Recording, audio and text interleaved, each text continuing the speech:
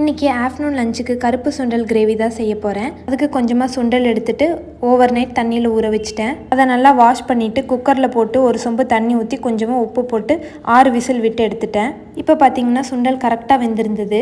Next masala powder ready பண்ணிக்கலாம். 1/2 table spoon மிளகு, சோம்பு, 1 டேபிள் ஸ்பூன் சீரகம், 6 முந்திரி, ஒரு பட்டை, 2 கிராம்பு, பிரியாணி இலை, கொஞ்சமாக கல்பாசி எல்லாத்தையும் நல்லா வறுத்துட்டு ஆற வச்சுட்டு தண்ணி ஊற்றாமல் நல்லா பவுடர் பண்ணிக்கோங்க.